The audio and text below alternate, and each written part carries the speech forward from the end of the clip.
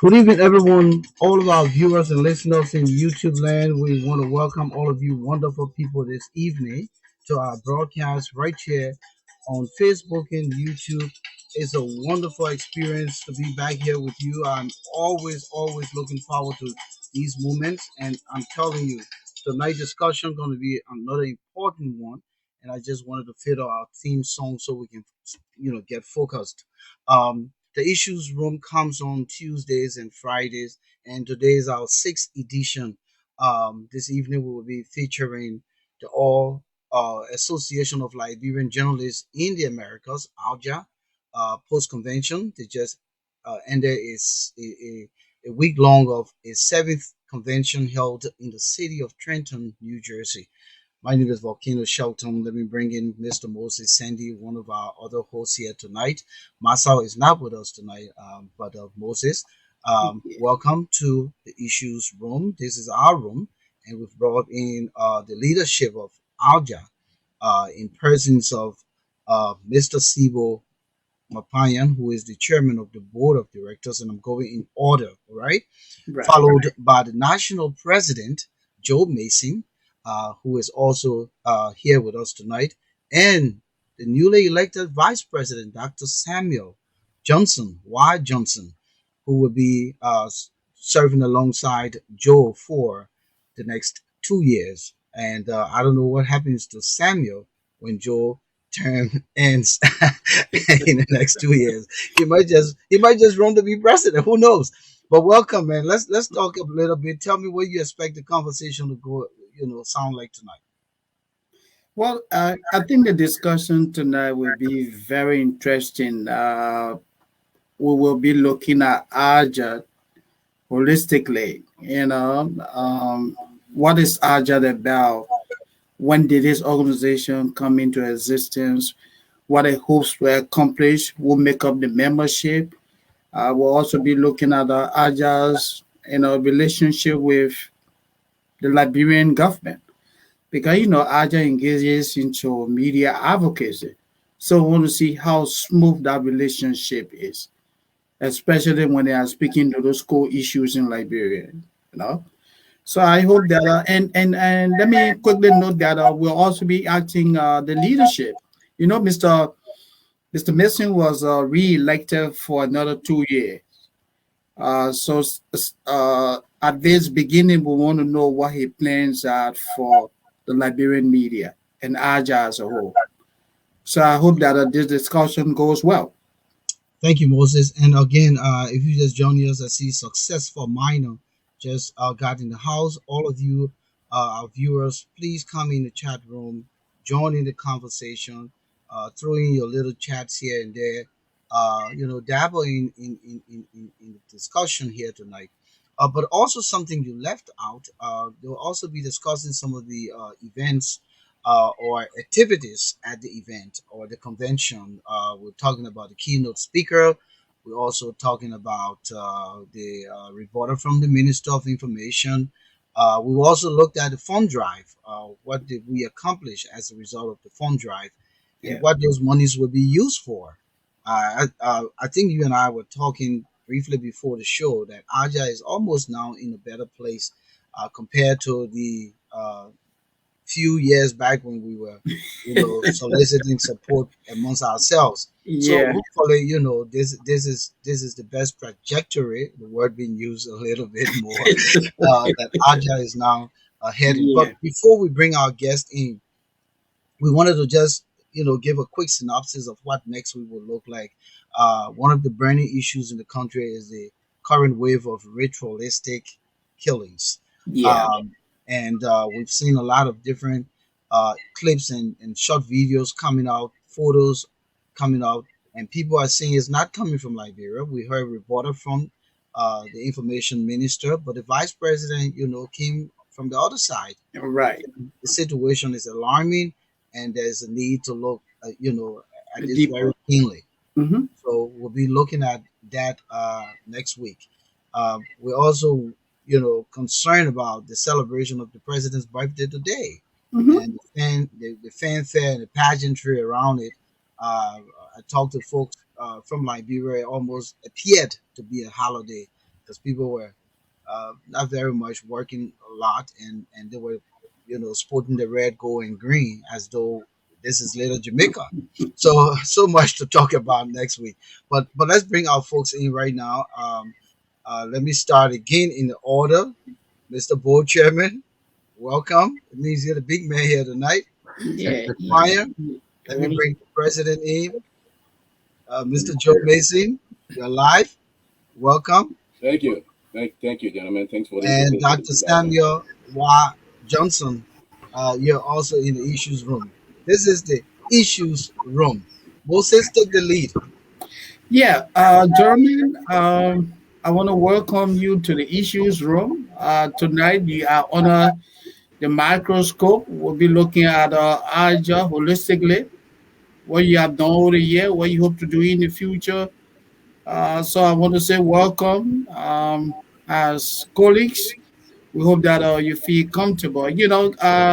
All of you were elected almost a week ago. So how you guys feel? Starting, fresh. I would like to start with you, Mr. President. It's almost a week now since you were re-elected. What are your plans? How you feel today? Well, I mean, I think it's an honor to serve in this position. And I think when I spoke over at the convention, I also expressed my gratitude to my colleagues because mind you, I was elected on a pause. And this is the second term. And I was also elected on a pause during my first term. And like I said at the convention, there are equally qualified men and women in ALJA, and the fact that they've elected me now twice on the polls, I think it's an honor and a blessing. So no, it's good when your colleagues have that level of faith and confidence in your ability to lead them. And so I think it's just the motivation that I need to be able to work even harder to ensure that the expectation that they have of me, I'm able to fulfill those expectations. Thank Thank you. you. And, Mr. Board. yeah, let's hear from Mr. Seboe and Dr. Johnson, who just joined the national leadership. He always work in the background. So, Mr. Chairman, how you feel? Beginning another chapter in the history of Aja. Thank you very much, gentlemen. Thank you, Okeano Shelton. Thank you, our President Emeritus, Moses Sandy. It's an honor to be here this evening. Uh, I know that media is dear and near to our hearts. I know all of you have served in the Liberian media. You have immensely, contributed towards the media landscape in Liberia. And when we talk about media, we are basically talking about how we can inform the public responsibly. It's an honor for me to serve this position. I know there are a lot of qualified, way qualified than I am to serve in this position, but I think this is an honor bestowed upon me. I serve as member of the board when my dear brother Volcano Shelton was our board chairman. He extremely, performed and he did his level best. So we are just going to step in his shoes and making sure that we can play our part and we can strengthen, we can partner, we can collaborate with the leadership and play our role in making sure that AJA moves to the direction that it needs to move to.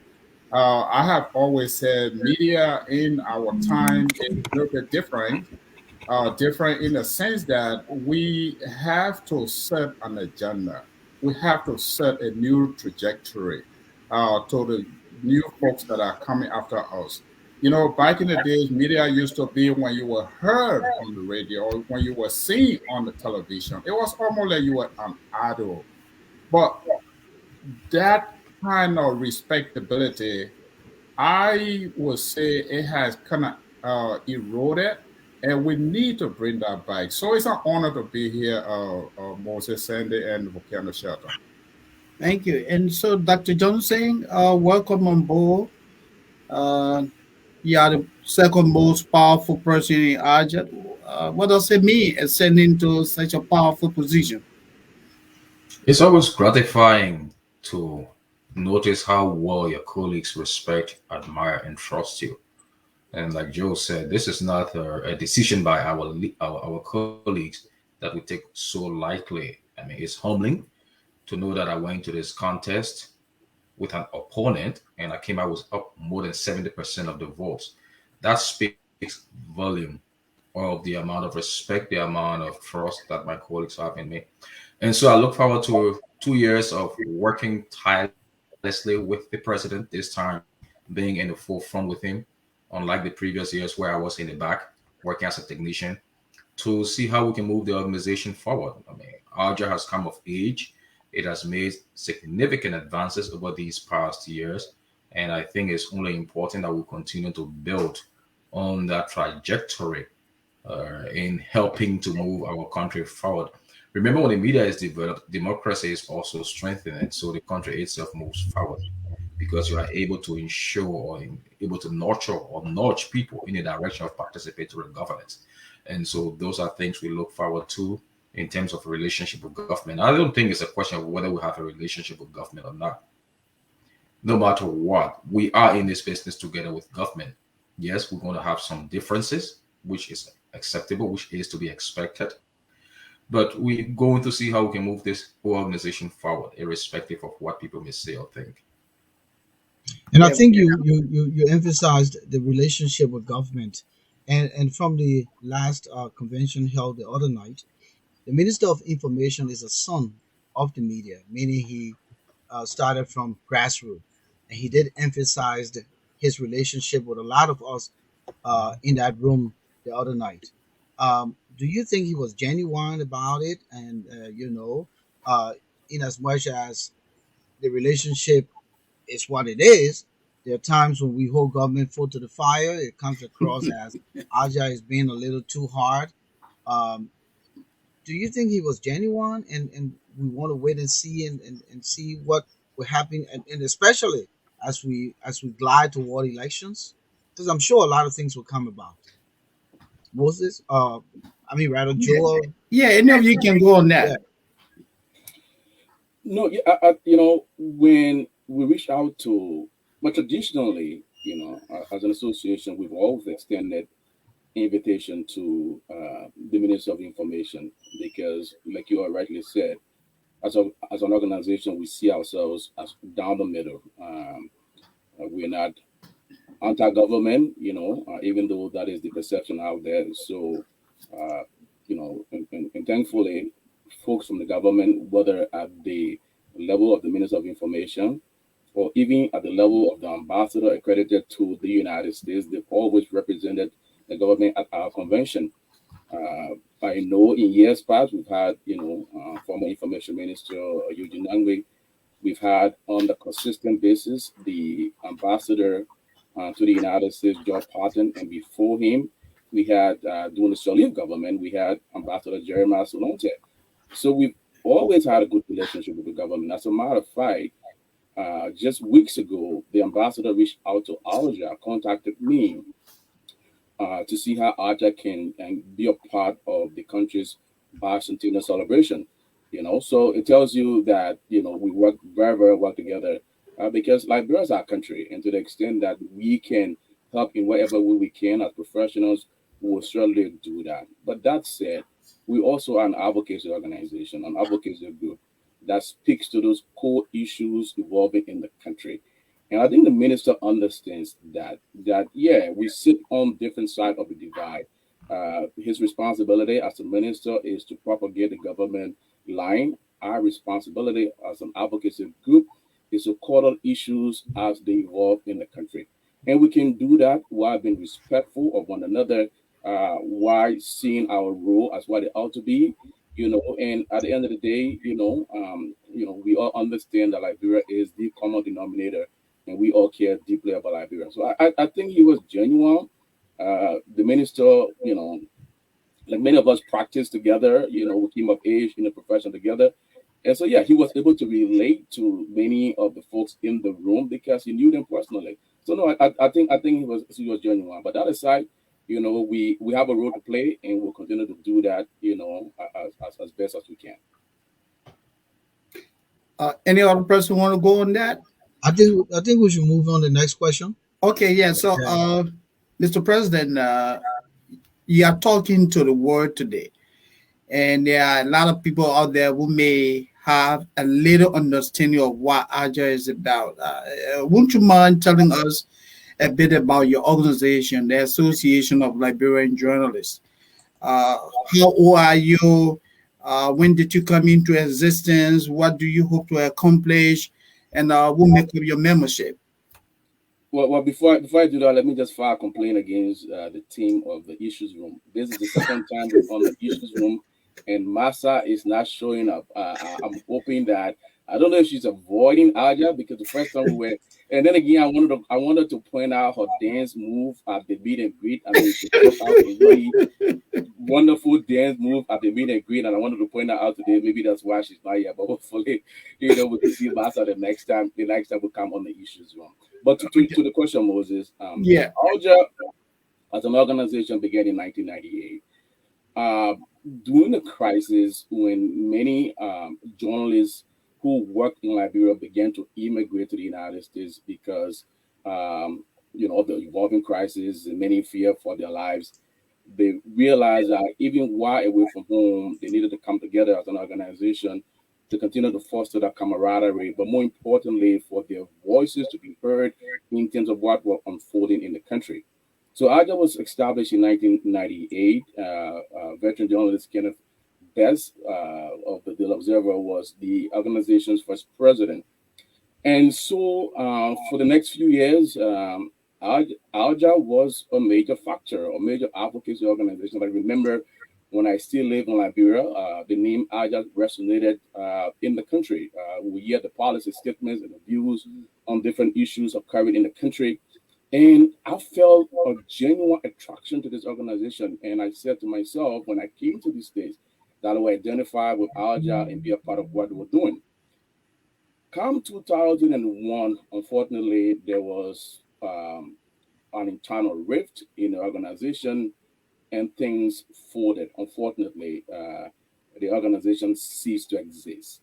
So from 2001 to late 2014, when a group of journalists came together, including you, Moses, who headed that effort. I think I remember at the time, I was responsible for the just resuscitating the Lagos chapter, and then we met in early 2015 in Delaware for a mini convention just to decide, what we wanted to do, which direction we wanted to go with this organization. And I think the unanimous consensus at the time was that we needed to resuscitate this organization. We realized the value and the significance for which ALJA was founded, and we said to ourselves, we cannot let it stay dead. And so we had a mini convention in Delaware, which was followed by the first post-crisis convention later that year in Delaware. And I think it was at that convention that you, Moses, was elected the president, and I was elected vice president. So that is how ALJA began, and that is where ALJA is now. So for the next several years, with you as president, we worked to reestablish the organization, to give it a solid footing, and the aura of respectability that we think ALJA deserve, and it happened. And I think what we're doing now under my administration is to further that cause, to take the goalposts even further.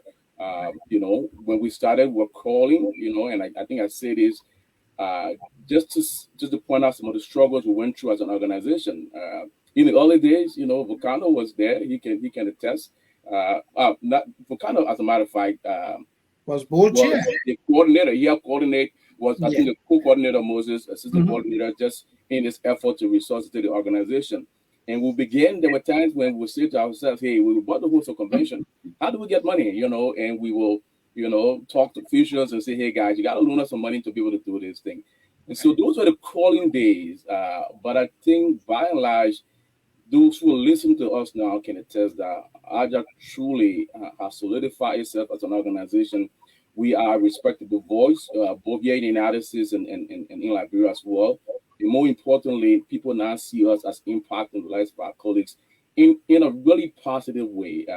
Because I think overall, ultimately, that's our goal to change, and if we can now use the word, the trajectory of That's the our fourth time. That's the fourth time yeah. I've been checking it. So that's the long and short of ALJA, Moses. Yeah, okay. Thank That's you. good. Thank you. Vicano, you want to follow up? Yeah, I mean, we've heard the history of Alja time immemorial. I think Joe is tired, giving his history. But it's good for people who really don't know why Alja was established and what is it doing. But right now, everyone is concerned about the role of Alja in the community, and the community has to do with both Liberia and here in the U.S. Let me lean toward the board chairman because Dr. Johnson, even though he worked from the back, he may chime in, but let me lean toward the board chairman. What is Aja's intent for the next year or two? And I say this because having served in your role, there's a lot of work that needs to be done to motivate and get people on board. Usually, the way the convention is stacked, I wish that people could really avail themselves during the course of the year, and again, most of our members will go to sleep. You will call, you will run, you will do this. How do you impact membership to get on board and expand the plans that you have for the coming year? Great question. When you look in our Premo, we exist to enhance press freedom, to enhance reconciliation, to create dialogue. Um, we also exist to encourage those who are currently practicing journalism and those who have also retired. But you can retire, but the pen doesn't retire. I've seen a lot of great guys, who are really master of the pen and they've been doing extremely well. So we as an organization, our responsibility, as I see, especially as board chairman, one of the campaign I am, or one of the tags I am going to be uh, going out there to enhance would be to see how we can bring on board those who are fence sitting. I think our work have spoken enormously for itself, and we need to incorporate and encourage those of our brothers and sisters who have served in the media landscape of our country, and make sure they all come on board so we can speak with one voice. Speaking with one voice, we can have diversity in unity. We can propagate our opinions in different ways, but when we come together, we are more stronger. I think one of the things we are going to be doing, especially as board chairman, like I said, I'm not going to have any other agenda other than encouraging and enhancing the agenda of our national leadership. So I, along with the board, will be very proactive. We will design and help with programming. One of the things I was even talking with my board members is to have a retreat. And as board members, what our responsibility is to go out there and scout for support for the organization and see how the organization can be strengthened. That's what we will be doing. We will engage our partners, and we will also be in consultation with the national leadership to advocate and articulate those conditions in our country, because in Liberia, we have to stand up tall and call spade a spade. There are lots going on in Liberia, and we have to speak to those issues. I know our president in the past and present uh, has been doing exceptionally well. But we need to be very strategic and very specific in calling to both some of those responsibilities of government that they renege on. Government, especially in Liberia, you are there to the nation signs a social contract with you to protect all of us. And our part is to do what we can do as citizens to also support the government. So with all of the things that have been going on in our country, we have to speak to those issues. Of course, we do it with we are going to be very responsible in doing that. We are not going to be fighting. We will agree to disagree on major issue in our country. So uh, I, as board chairman, along with my colleagues, we will be very proactive in supporting our leadership in articulating those vices that tend to disintegrate our society. And coming at home, we will also make sure that we, as an organization, transition from what I call just meeting to actually Convention ALJA. right. We need to move one step beyond. I think in my remark, one of the things I actually highlighted was we need to empower our national leadership to travel abroad, to places like Germany, to France, to England, and attract onto the organization those values that we stand for. And we can also advocate for our brothers and sisters who are shortcoming in most of the things they need, the equipment they need. It's one thing when you say empowerment. Empowerment is actually giving somebody the tool to work with. The media in Liberia needs to be given the tool. How do we do this? We need to partner with international organizations in attracting those tools so that we can put it in the hands of our brothers and sisters in Liberia to be able to articulate the situation, what is affecting our country. So those are a few things I can actually tell you that we will be working on in connection with the national leadership of ALJA. So I need to check to make sure my passport has not expired now that it's both yet talking about traveling. I really need to check to sure. and you should also write that big check, Mr. President. I can tell you my wife is dancing at the background. She said I did well. Yeah, that's excellent. Now let's go to the vice president. Dr. Johnson is a strategist. Dr. Johnson, ALJA been around for 23 years. He came into existence in 1998. You wasted 10 years in 2004 when you crumbled and came back in 2014. Now, you guys are starting a new tenure. What is the strategy for a viable and stable ALJA as we approach the year 2023? The strategy is to focus on those things that make ALJA what it is today and improve upon its status and outlook. Talking about those 10 years, I don't consider those years as years of waste. Those were years that were part of the evolutionary process of the organization. And so since then, we've tried to draw lessons from the experiences of those 10 years and to use those lessons to inform our own migration in the years to come. And so one thing I think the president has clearly articulated has been a clear vision, one that is inclusive and representative of the issues that confront the media in Liberia. I think I heard Fukende saying ALJA is not going to be a convention ALJA. For sure, ALJA is not going to be a convention ALJA because if you look at ALJA over the last 4 years, it has gone beyond being merely a convention where we sit and just talk. My former boss used to call it talk shop. Right. But what we've done is to embed in our own meeting the process of engagement with our colleagues back home, for whom we primarily organized, and that has involved organizing capacity building workshops and trainings for journalists back home in Liberia. Like you saw in the past week, we had 4 outstanding people in media, both at the academic level and at the practice level, providing training lectures to colleagues in Liberia.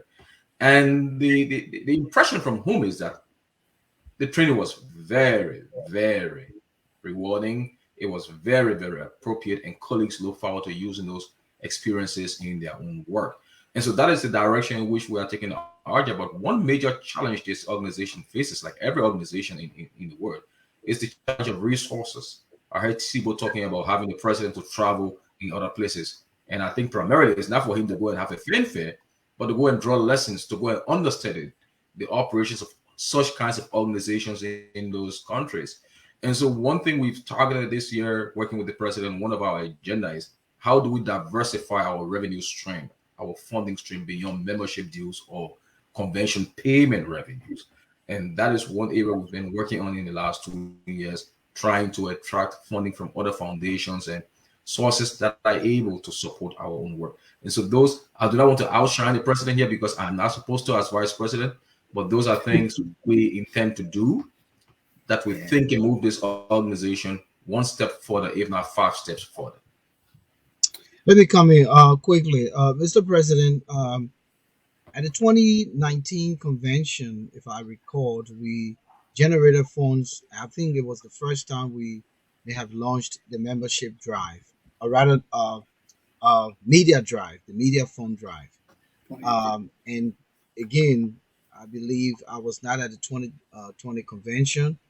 I'm not sure if you guys did same, but the previous convention that just ended last weekend, we did same. Have we ever identified any specific projects since this media fund drive started, and has there anything been done uh, in Liberia or even here?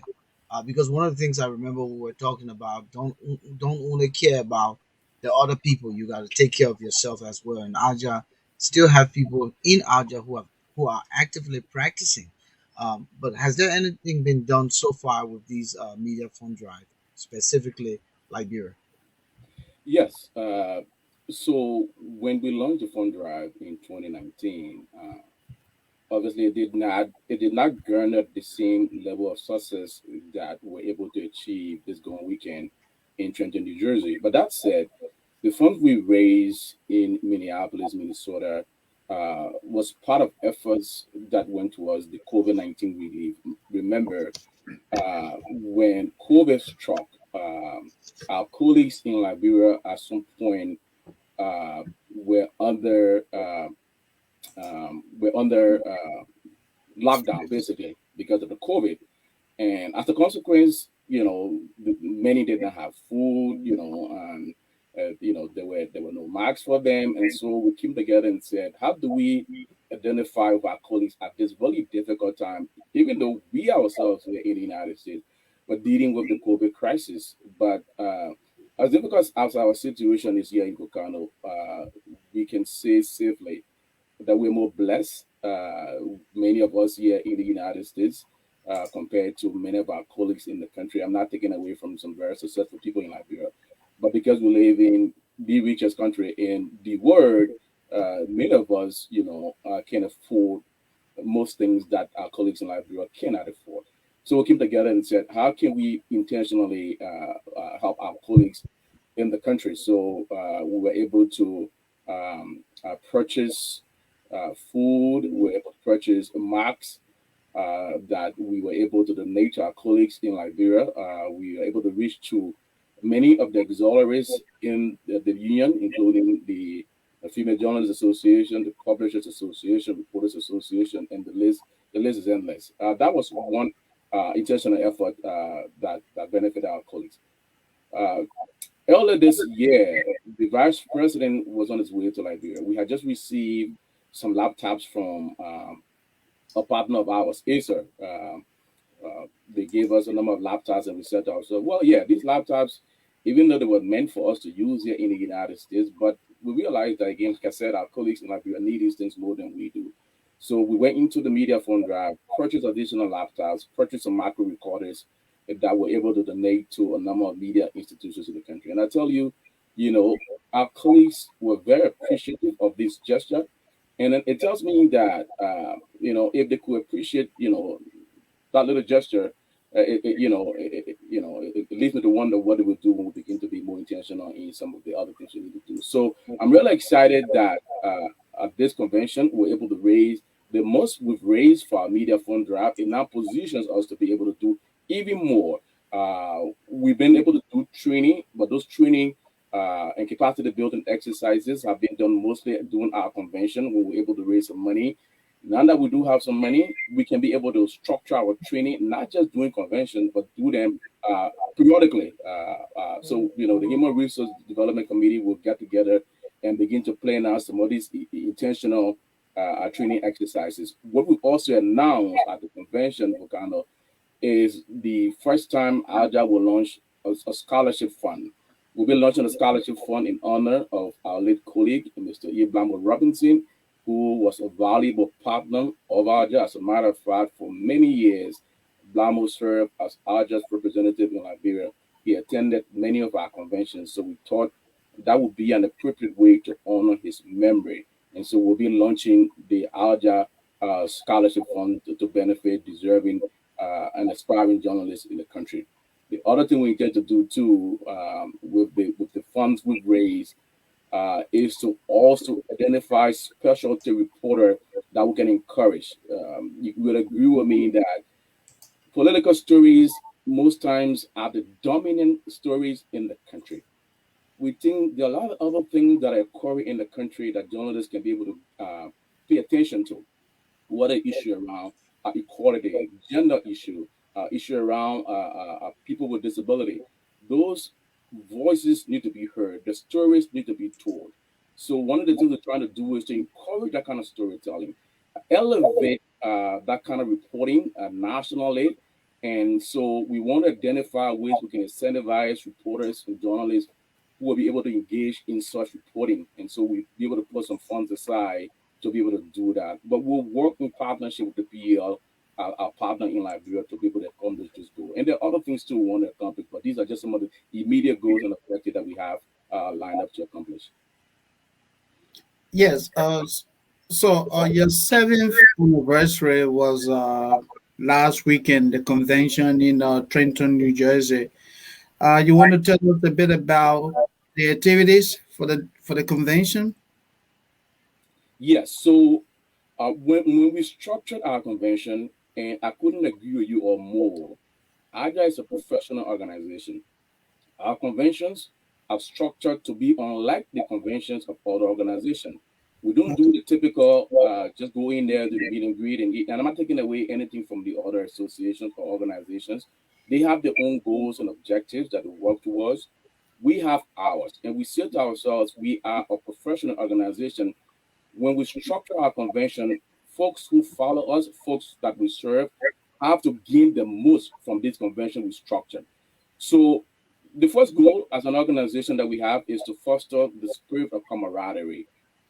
Mind you, we colleagues, many of us who work in Liberia under the same conditions that our colleagues work under right now. But we use the conventions as a way to strengthen our relationship, to strengthen our collegiality, if you may.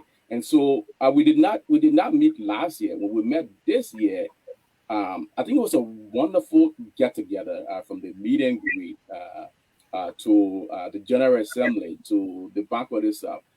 Just sharing those stories that bound us together. And so it was just a wonderful get together, just strengthening that bond that exists amongst us. We're able to accomplish that. The other thing we try to accomplish is a core objective of ALJA, which is building the capacity of our colleagues in Liberia. We decided, like the vice president just reiterated, we decided to structure our convention in a way that our colleagues gain the most. So we have the hybrid media training that he mentioned, included about 30 journalists who gathered at the I Center on Carey Street, and we're able to link up with them electronically through the power of technology. On Saturday, we had a really engaging and eye-opening discussion on the way forward in terms of how do we achieve an independent, ethical, and sustainable media in Liberia. On both occasions, we brought trained folks from universities, from colleges, veteran journalists, and the guys from Liberia. So I think on both occasions, those who followed the discussion of the convention will come away more informed. I mean, I was more informed about some of the issues affecting the media in Liberia when I went to the convention and I was going in, just because the guys are the ones who live on the ground. They know these issues firsthand. So as we try to attempt to address these issues, I think the important thing is to listen to them, to hear what their own prescriptions are, so that we will partnering with either the PEL or other civil organizations, or partnering with institutions and organizations and individuals here in the United States. We have an idea in terms of what they want in terms of the prescription for finding solutions to this issue. So I think overall it was a wonderful convention. It was one of these most successful conventions we held recently, and I think those who went can attest to that. So I'm really, really pleased at the outcome. Thank you. We are at the intermission right now. I just like to remind you, our viewers out there, you are in the issues room. This program comes your way, or platform, podcast, however you want to term it, comes your way every Tuesday, 7 p.m., and every Friday, 7 p.m. We are broadcasted via Facebook and YouTube. At some point, we will extend to Instagram and other platforms to carry out broadcast. We're also trying to see if we can get connections in Liberia, so that some of the radio and television stations can partner with us for content. We're looking forward to building such relationship. The issue room has three hosts. It's Volcano Shelton with your humble seven, Moses, Sandy, and Masa Washington, who is not in studios with us tonight. We're featuring the Association of Liberian Journalists here in the Americas, ALJA, and we have the national president, Mr. Joe Mason. We also have the board chairman, Mr. Seboe Maparyan, and the national vice president, Dr. Samuel Johnson Jr. Again, invite a friend, share the link. We want to encourage all of you, our guests, to remember that you're still newsmakers, and soon we'll be bringing you in your own capacities to discuss the issues in Liberia, particularly those trending issues. It won't be our job when Joe Mason comes in here. You're going to come as a news expert. Dr. Johnson will come in the same and Sebo. So it's another invitation in a subtle way that I am giving you in the coming days, because Is it an is it an issues. invitation, The or Yeah, Mason, you the inform the Mason public direct. that we are supposed to appear, and if we don't appear, it's our fault? yeah. Well, yeah, because again, I'm sure that you guys are following what's trending in Liberia, and you will not be coming in the capacity of Aja. You'll be coming in your own capacity. So I'm just putting that disclaimer out there for now. But I also want to ask you, Mr. President, or any one of you can come in. One of the things that I've been thinking about is taking Aja to Liberia. Has that ever crossed your mind to hold one of our national conventions in Liberia? A lot of us here are going for vacation. Probably we could plan it around, because Liberia, you only got two seasons: the rainy season and the dry season. However you want to plan it, you can plan it. And if a lot of us here at the, membership, and leadership level want to do this, I think it would be plausible. I think it's something to think about, and I just thought to throw this idea out here because we need to take Aja to Liberia. And how do you see that? Any one of you can come in. Well, it's just, it's a good idea, something that we can ponder over. One of the things we've tried to do consistently over the years that we've been around, is to strengthen the relationship with the PEL. Because the PEL is a mother organization in Liberia. And I think we've done a very good job of having the folks from Liberia come over on a consistent basis to our conventions here in the United States. Unfortunately, like we mentioned the last time we were on the program, because of COVID and visa restrictions, many of our colleagues were not able to travel this year. We're hoping that can change in the next year. But just looking at the prospect, even if it's not an entire membership, at some point, the leadership of ALJA need to go on the ground, and just have an assessment of what's going on. Yeah, we do that from afar, and we've done individual visits as members of the organization. But if we do that as an organization itself, like the board chair suggested, I think will help. And all these things take funding, and hopefully I'm sure we're not there right now, But given the momentum that I see in the organization, some of the things we're doing right now as a leadership, I'm sure that is not too far off when it comes to what we intend to do. So I would like to go to chairman, the chair of the board of directors, Mr. Maparyan. Seboe, for your benefit banquet last weekend in Jersey, you had two powerful speakers. You had the Minister of Information, Ledger Rennie, who made remarks on behalf of the Liberian government, and you had the political leader of the People's Liberation Party (PLP), and you guys deliver powerful, statements. For example, the minister, Dr. Cassell of the PLP said that Liberia's future will be doomed in the absence of an independent and ethical media. Do you agree with that assessment? Um, I think um, Dr. Cassell was very uh, vocal. He he stated what he's seeing on the ground. Uh, I know this is a question that has to do with, or you have to be very careful in answering, because we have our colleagues on the ground who, uh, under the circumstances, are doing their best. Uh, but I think what Dr. Cassell was alluding to was media that will void itself of those vices that tend to entangle itself with the government. Media has to be independent. I know you asked me how independent is independent, but I know as a media personnel, our duty is to report the facts, to look at the two sides of the story and tell it out there and leave the result with the public to make an informed judgment. So I think this is where Dr. Cassell was coming from. I think his speech was powerful. I personally love it. I think it is laudable because you actually have to, we as watchdogs of society, someone has to put us in check. If they feel that there are lapses that we need to work on, I think we can work on those things. I think this is where Dr. Cassell was coming from. That's my opinion on that.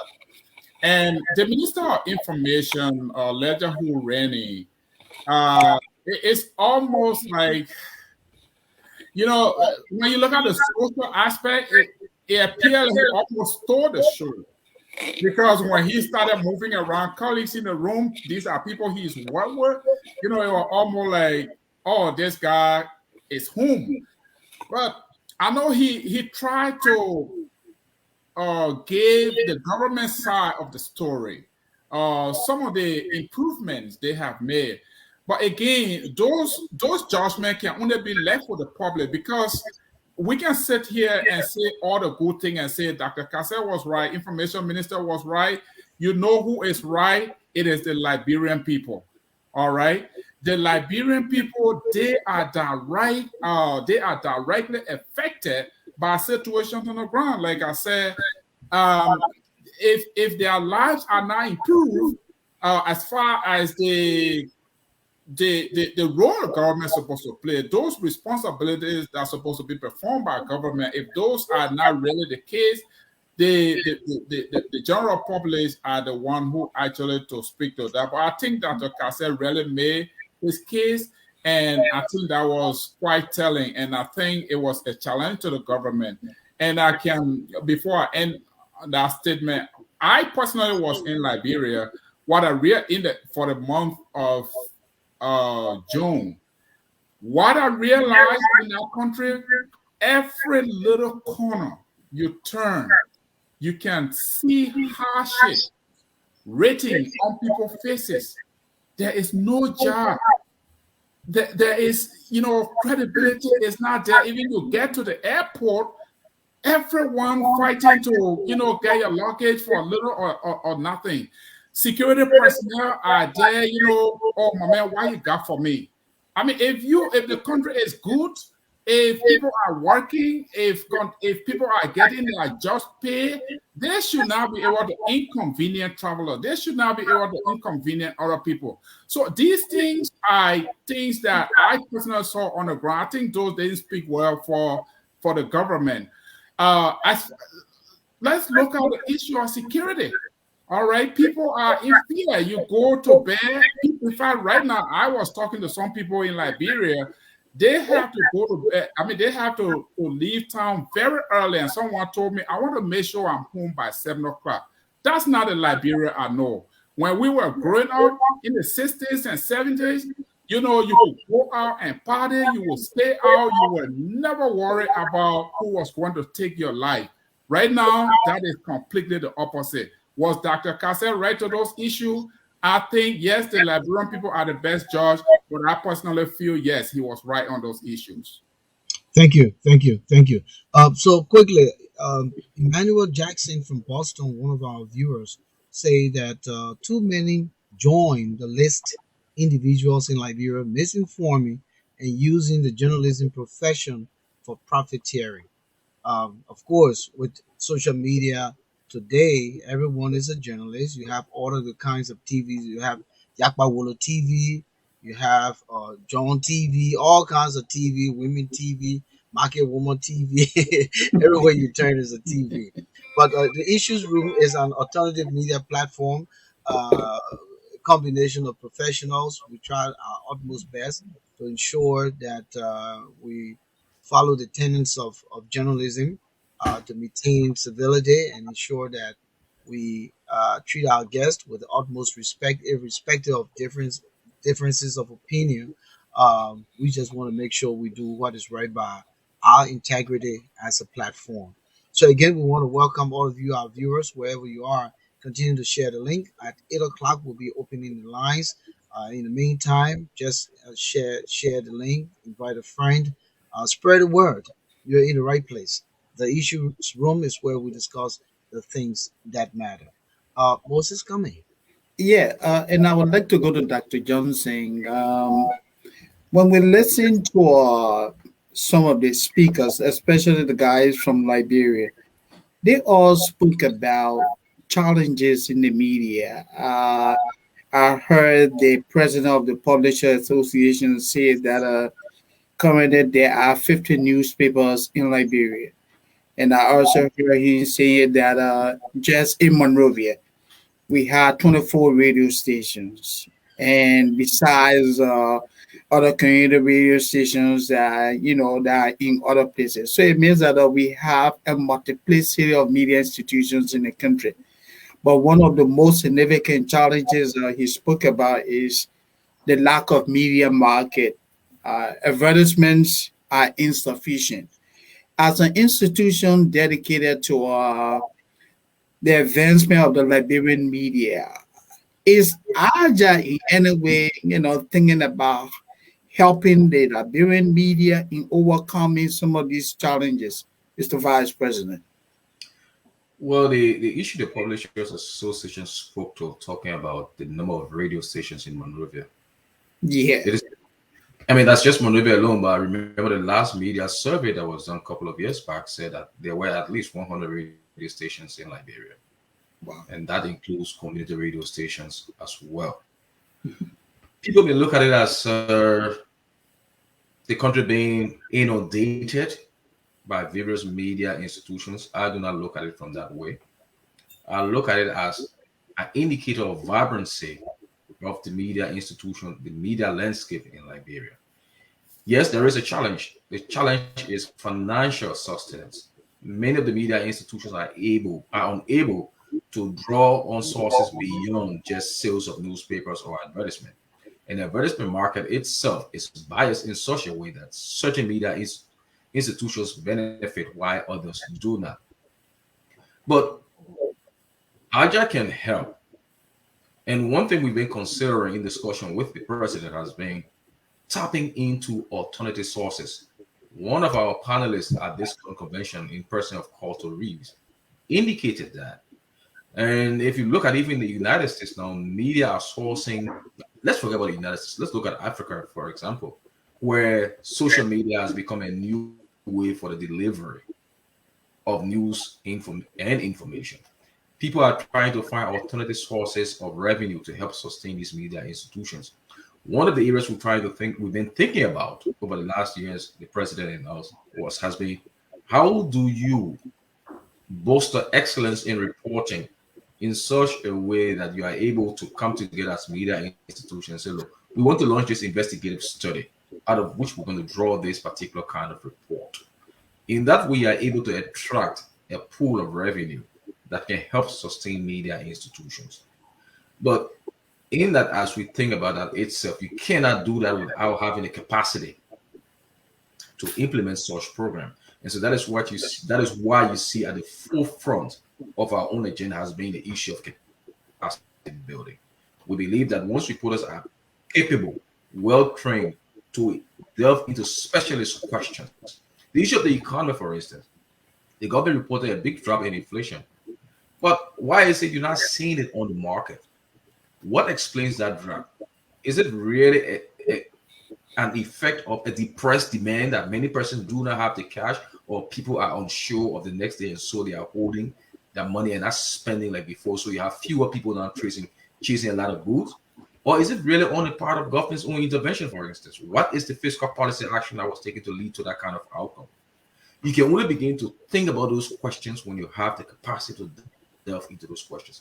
And so that is why it's important for us. We try to think about national reporters and getting reporters capacitated to engage in specialist reporting, but not just specialist reporting for reporting's sake. We're pushing the line of excellence in reporting. And so we believe that once you begin to push those lines, once you are able to tap into those particular areas, you'll be attractive for other forms of revenue. And so that is how we look at it for now. There could be other areas we could tap into. There are other people who are looking at the same question. And then we can begin to develop the media in that way. If I add to if I might add, Yeah, go ahead, Mr. President. the issue of sustainability also drive the issue of independence. The issue of independence also drive the issue of ethics. So these three are inextricably linked, because if the media is not able to sustain itself, and there are a lot of challenges like we heard during the panel discussion. One, I know one of the speakers mentioned that too, the lack of an efficient Mhm. business structure. Is this structure in media institutions? Exactly. And then the other thing too is that even if you have the best business plan, lenders in the country don't see the media as a profitable venture. And so No. they're not willing to lend the media money. So where do they get money from? So many of the media institutions in the country, like Dr. Johnson said, just rely on that one stream of advertisement. And so the government controls that stream, and the government can be very manipulative, when it comes to who gets that revenue stream. And so it's really a struggle. It affects how much reporters get paid, because reporters are underpaid. We can all agree to that. And if they are underpaid, then they tend to rely on gratuity, to survive. If someone is relying, and I'm not, this is not a blanket statement that covers all journalists in the country. But if you are relying on gratuity to survive, that means whoever is extending that gratuity to you, is able to drive the story in a way. So your objectivity, your independence in a way is questioned. Access is questioned. And then one of the things I heard too at the panel discussion is that many of the radio stations, newspapers, television stations are owned by politicians and corporate interests in Monrovia. And these politicians and corporate interests have their own goal that they want to achieve. And so their goal kind of supersede any ethical guideline that a journalist want to aspire to. So it's a serious challenge in the country.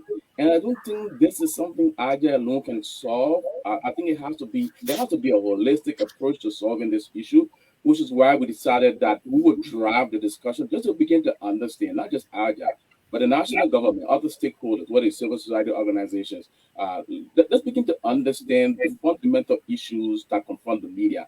Because if we all agree that the media is an important player in the social economic development of our country, if we all agree that the media is important to sustaining the democracy we have in our country right now, then there has to be this collective approach to addressing this issue of media sustainability, to addressing this issue of how do we ensure that journalists in the country are ethical and they are independent. And then obviously, the whole explosion of social media, how do we ensure that there are guardrails when people, are exploring content on social media? So there's a lot of challenges, and we'll continue at our end at ALJA to exploring ways that can be helpful, whether acting independently or acting in concert with other organizations and institutions to find solutions to these many problems in the country. But Mr. President, let's be quickly. practical here. Moses, let me come in quick. Yeah, go ahead. Let's be practical here, right, Mr. President? The Ministry of Information is the one that I believe issues license. At what point we say enough is enough? At what point we create a solid standard? Just like say, for instance, any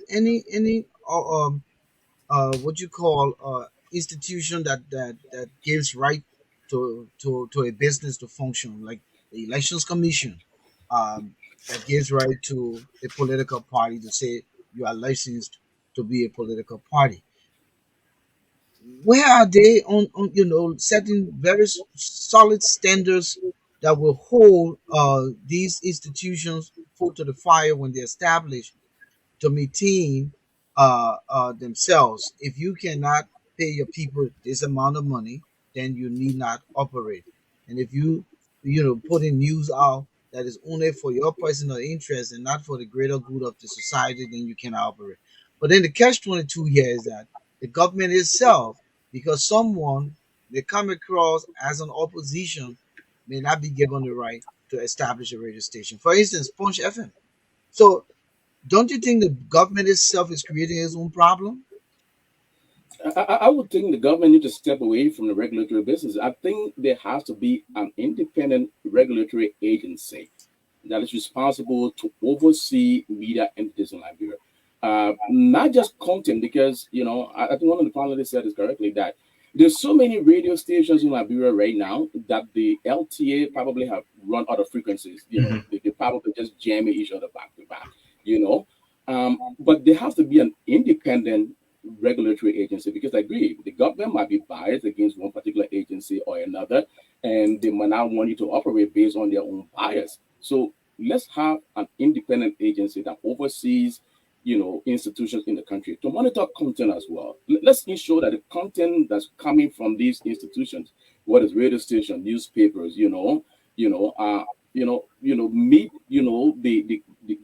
the contents that ought to exist in a country such as ours. Because I know there was at one point there was a lot of backlash maneuver because people were just putting out all kinds of what do we call it, rated X content, so much so that there were a lot of talking maneuver about why is this thing happening? Is there anybody who controls in terms of what comes on a radio station? So there has to be a regulatory agency that set guidelines, hopefully working with the PEL. And I mean, we can be more than happy to be engaged in that process as well, but it has to happen in a way that the media content that's coming out, I mean, people, I mean, you listen to some of the content, I mean, people just get on the radio and just insult, I mean, it can be really, really, really disturbing, especially for folks who know, what quality content ought to be. So that would be my answer. They have an independent regulatory agency to oversee content that comes out of these media institutions. Can I jump Let's in? do it. Can I just add up to what the president has just said? Go ahead. The PI has been the one at the forefront of regulating media practice in the country. The Ministry of Information does the registration and licensing. In fact, it's not only the Ministry of Information. You first have to register as a business entity with the Ministry of Commerce, going by the old law. And then you take that registration to Information Ministry. They will grant you the permit to publish or broadcast. If you are a radio station, you have to obtain your spectrum or frequency from the LTA now. So the PL, but the challenge there is that the PL doesn't have is the law gives the Ministry of Information that power to even regulate and accredit journalists. What has been happening over the years has been a result of a memorandum of understanding that was signed between the Ministry of Information. Then you have former PL President Lamini Wariti as minister and the President of Liberia at the time. So that's how PL does accreditation. The PL over the years have come up with a code of ethics and practice. It has established independent media commission.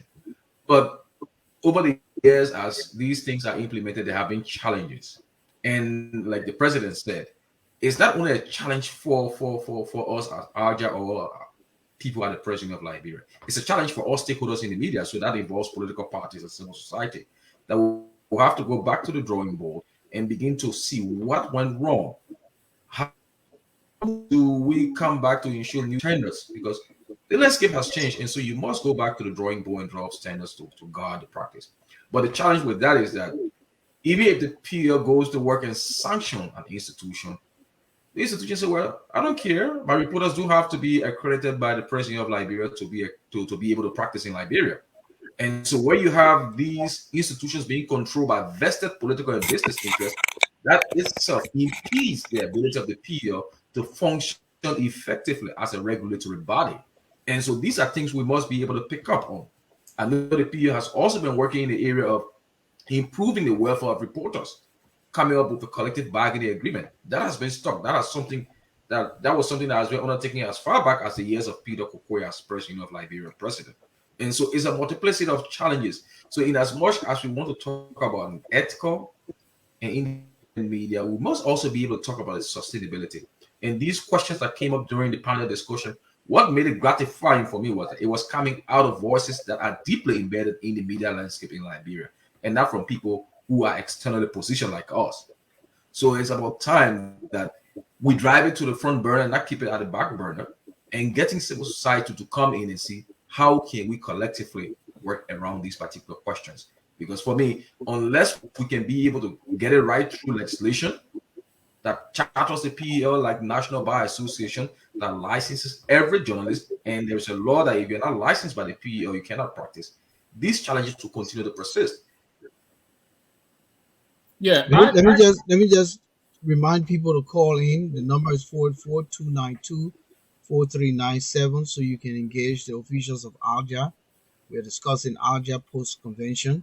Hassan Kiewu is all the way in Lexington, South Carolina, and he says that there are too many radio stations in Liberia that are owned and operated by politicians. So ethics is compromised. Absolutely. Because these news items are slanted in the interest of their paymasters. Come in, Moses. Yeah, I just wanted to hear from the leadership. There are people who believe that one of the best way of resolving some of the challenges in the media is the merger of media institutions with similar philosophy. Take, for example, if Moses Sene and Joe Mason, have the same media philosophy, that, hey, we're going to promote professional journalism, ethical journalism, we will be balancing our reporting. We pull our resources together and set up a real viable entity. Because let me just say, if Moses Sandy has the issues room, and Joe Mason has the political room. Yeah, it will say it will come together. Yeah, Joe Mason and Moses Sandy, the former merger, will say, hey, this is what we want, and I will bring everybody on board, pay our employees well, we set standard. Will that help in resolving some of these problems, gentlemen? Well, that's a great question, but I just wanted to digress a little bit and comment on what we were talking about, media content. One of the things actually in Liberia that can get to my soul is the philosophy of the media institution. For example, you had back in the day, you had ELWA. They position themselves to actually improving the spiritual growth of humanity in Liberia. ELBC, they were there to propagate government policy and also inform the public as to how they can also be in partnership with government in driving those vested interests. All right. I remember now, Volcano, you can bear me witness. Those days, when you, even before you appear on the radio, they will have to do what they call, they will tell you, where's your program proposal? You will have to produce a program proposal. You will have to do an auditioning. Your supervisor will have to listen to you if it is a radio program that you are producing. But see what has happened in Liberia.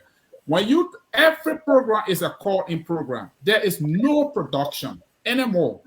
All right, what happens to those things? So media institutions, if you can be very clear on what the philosophy of your institution and come up with a clear-cut agenda. If you are coming here to work, this is what we want to achieve. All right. And I think a lot of those things will be curtailed. Now, coming back with people with similar philosophy merging, I don't know. But see what typical example. Let's look at the political atmosphere in Liberia. CPP. All right, they are opposition. I think there are how many? 3 or 4 opposition parties that have tried to merge. But see the noise that is coming from there.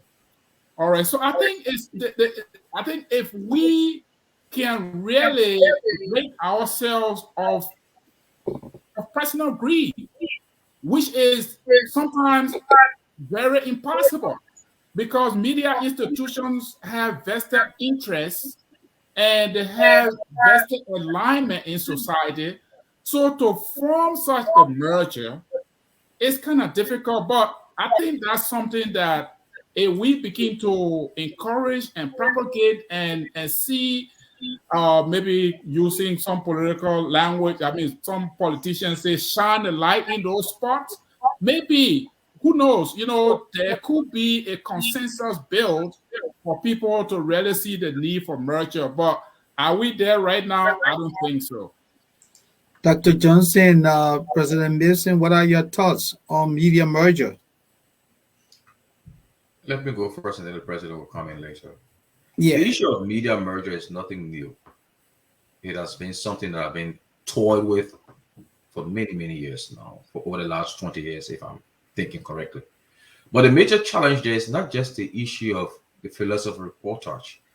If you listen to the Publishers Association, the major challenge there is the source of financing.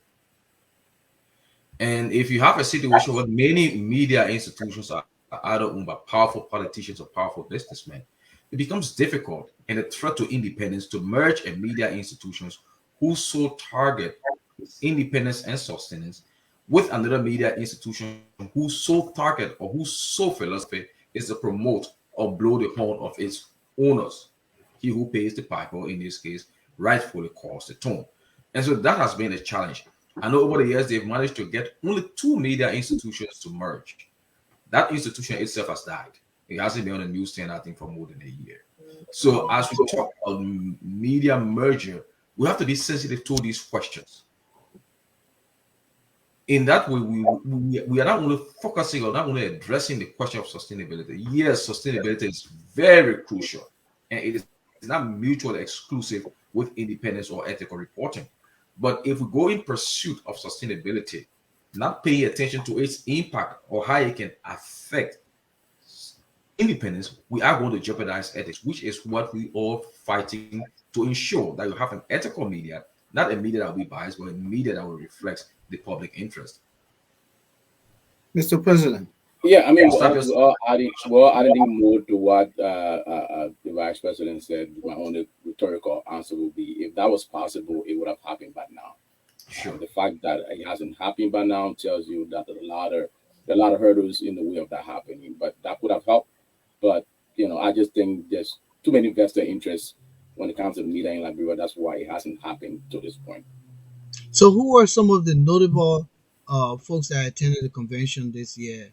I know Peter Massaquoi, who was the convention committee chairperson, was there. He spearheaded everything to bring it together. But there was some other journalists who came from Pioneer.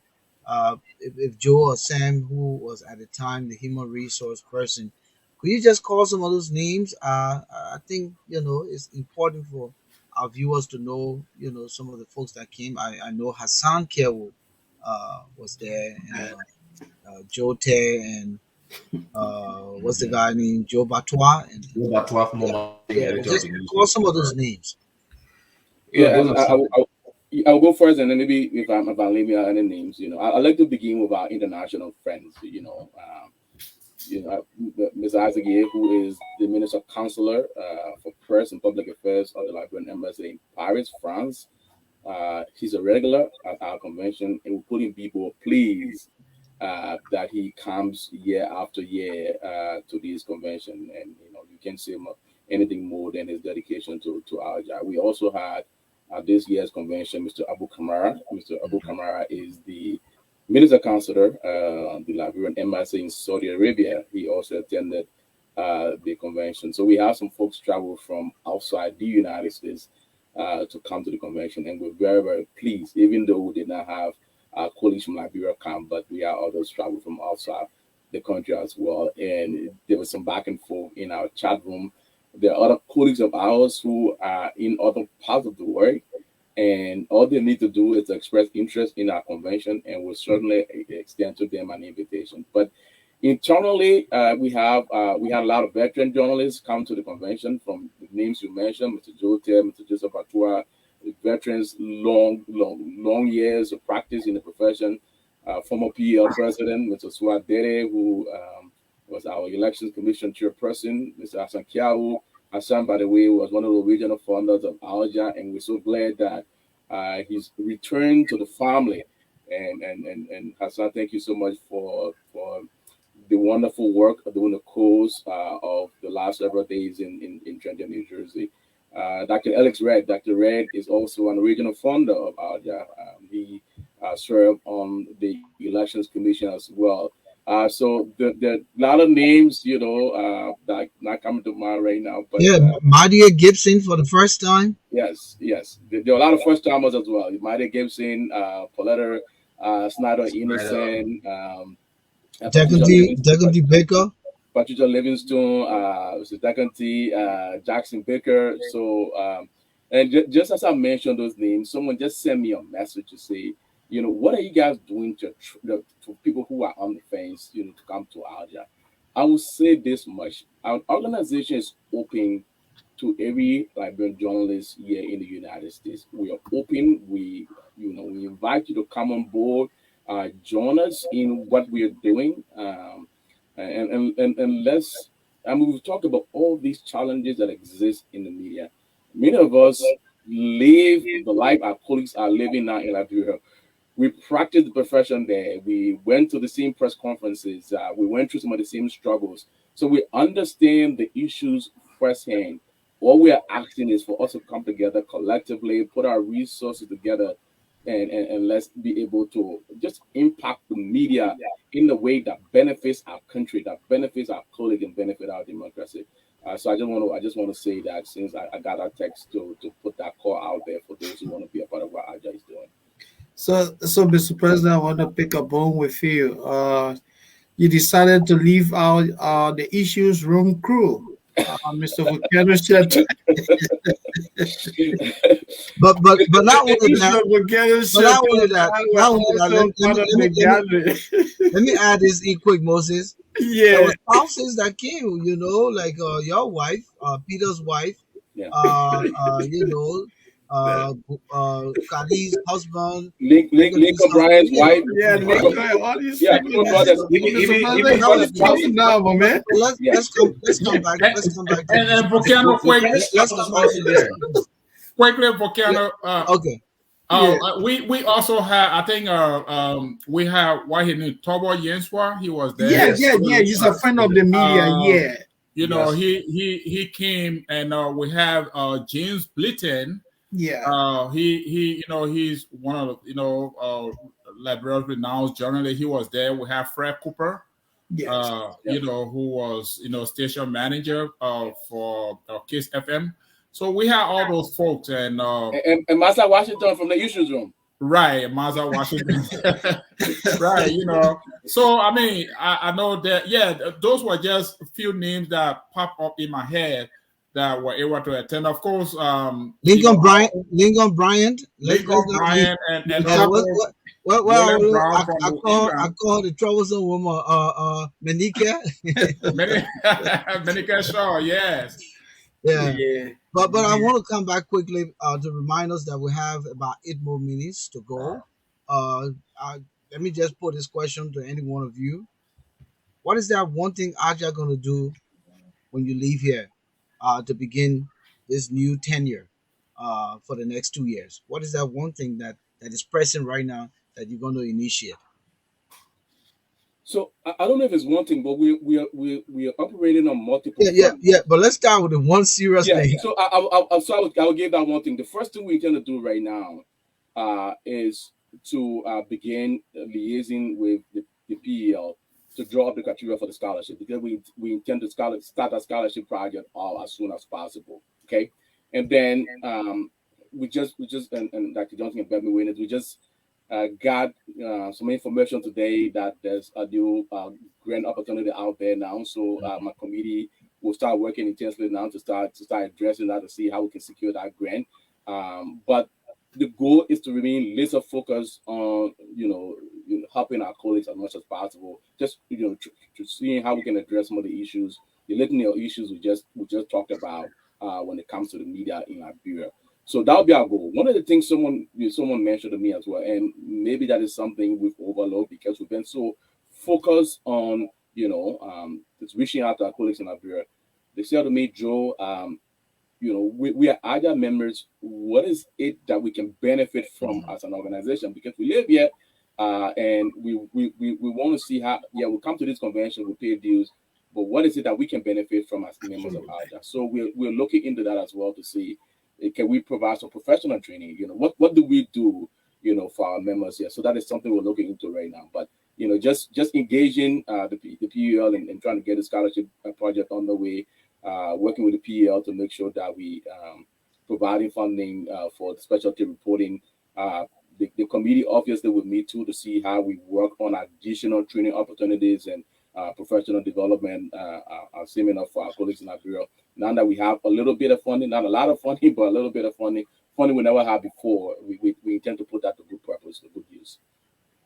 Yeah, Yeah, and I think Moses, the internal training for some of us will benefit from it. Moses, you yourself, absolutely. because Absolutely. we're a little bit rusted, Oh yeah. we want to be refreshed. Yeah, So and good thank you for good that thing to thought. kind of begin. I think the tendency sometimes is folks who've been in the media for a while think they know it all. Oh yeah, absolutely Not not. now realizing that there are new methods, there are new technology that we need to adapt to. Yeah. So the fact that folks here now, like you guys now, the Moses now is back to being you've been there for a while, but Massa and Moses now they're back to doing regular Yeah, we're programming. practicing again. We keep Exactly. ourselves retired. Exactly. No more. We're not retired. We keep out of Yeah. retirement, Yeah. even So though on a voluntary basis. I agree. I Yeah. agree. So how do we make sure that we're incorporating our own people into some of the Help things us out. Yeah. it's something we got to look into as well. Yeah. Yeah. And Mr. President, let me take you guys to a little bit of politics. And this time I'd like to make reference to the statement delivered by the Minister of Information regarding uh, the commitment of the we administration in fighting graft in Liberia.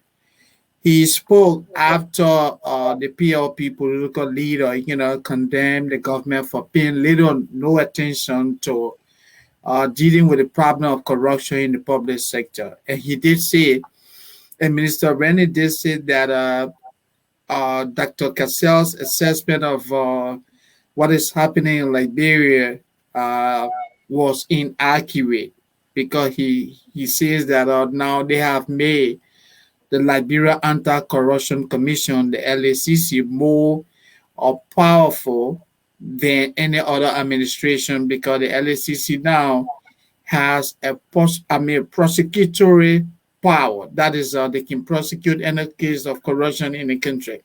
Help us understand here, guys. Do you see a real commitment by the we administration in fighting graft in Liberia? How many cases have they prosecuted? With all the reports about mismanagement of public resources, do you see a real commitment? Any of you can go on this. Well, I would say I don't. I emphatically I would say that because first of all, we heard about when the we administration came to place, we heard about missing money, and the then information minister Eugene Namwe, he also came to clarify the amount. What has become the funding of that missing money? I don't see it. All right. There are uh, people were accused of there has been names calling concerning ritualistic killing. All right. We don't hear anything. Has there been any kind of investigation that we know of? I haven't heard that. We see all kinds of things happening in the country. So for example, one of the things we're talking about, independent journalism. Take for example, look at the when Mr. Weir was a senator. I mean, he served. How long did he serve? I don't even 6 know. years. 6 years. What did he do? How many structure did he put down? We didn't see that. Now, when he got inaugurated, within a twinkling of an eye, the property on Sincar, it was put together, and we see all the different structure. Now, where is the declaration of asset? We don't see any of those, and we see people coming out with all these fabulous buildings. Where did they get the money from? So when you talk about fighting corruption, the boss had to start with the government official, but I don't see that. So corruption is still, I think, it's just an illusion that the information minister will say we fight. What's the result we have seen from our country? I have not seen that. I could be wrong, but I have not seen that. All of you here are Liberian, though you live in the United States, but what is the evidence? I don't see the evidence of fighting corruption in Liberia. Thank you.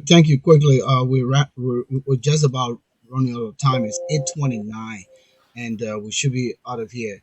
So I would just say probably 1 minute each.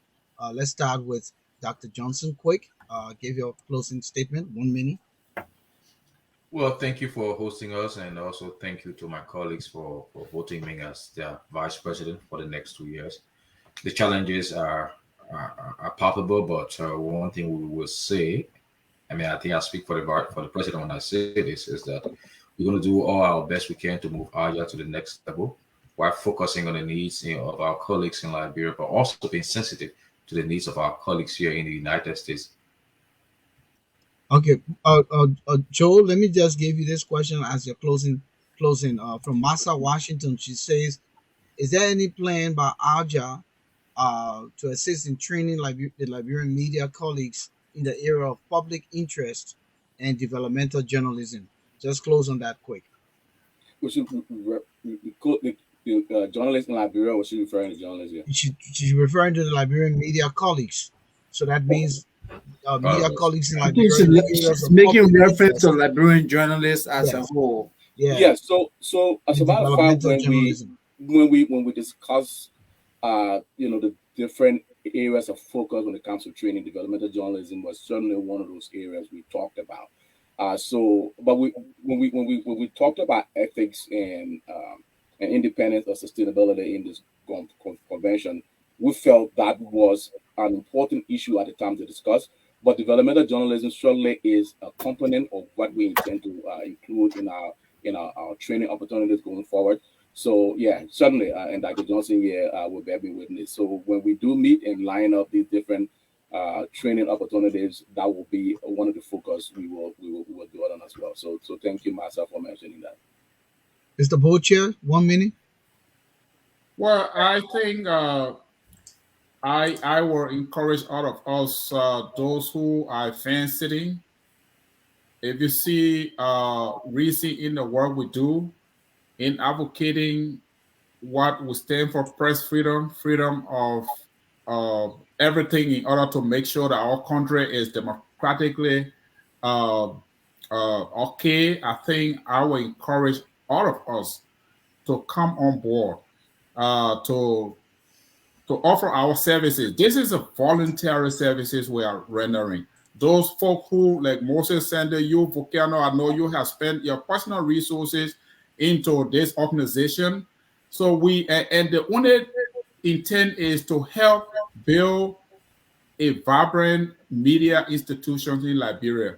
So those of you who believe in our cause, please join us so that we can all together build this great organization and leave an imprint behind. It's not about us, it's about our country and generation that will come after us. Thank you, gentlemen. Thanks for coming in the issues room. I thought that this discussion was very, very cardinal at this time. We wish you guys well in your 2 year tenure. We'll be in the background if you need the issues room to support in any way. I'm sure Moses, you're in agreement, and Masa will be here because publicity is critical for ALJA to continue on the trajectory that is yes, so again, thank you, gentlemen. Thank you, Dr. Johnson. We'll leave you now, and Moses and myself will wrap up. Thank you guys. so much Thanks. for coming. Thanks, Thank you guys. so much for having us. Thank you. It was a pleasure having all of you. Thanks for coming. Thank you so much. So, Moses, there you have it. I mean, I think much was said here tonight. Yeah, the discussion was good. Aja came, our executives came in full swing. They made a case.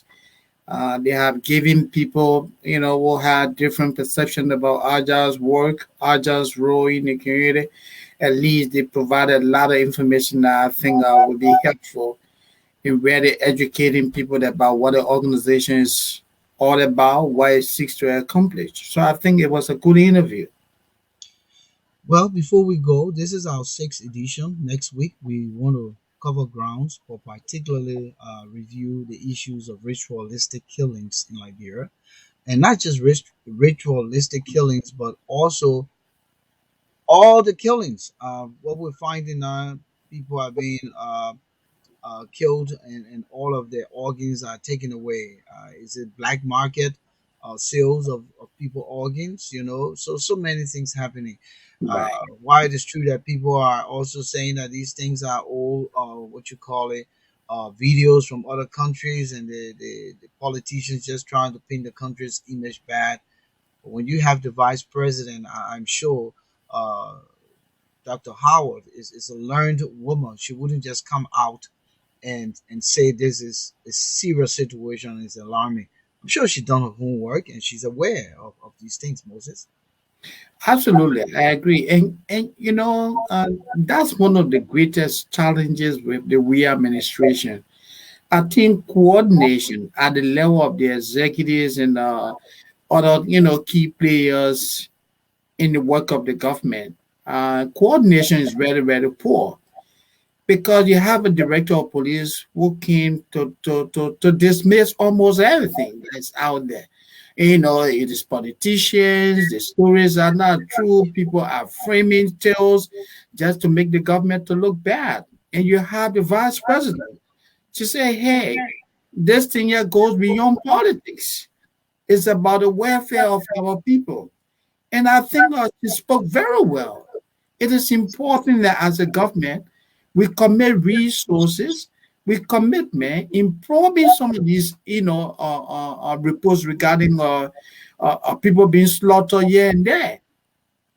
I support her 100%. So I think we should just hold a thought. On Tuesday, we'll be delving into it even further. Absolutely. We hope to find the right experts to come Yeah. in here and let's engage. Again, we want to thank everyone all of our viewers from all over the world who joined us in the issues room tonight. We say thank you so much for being a part of, you know, what we do. We are very, very appreciative, and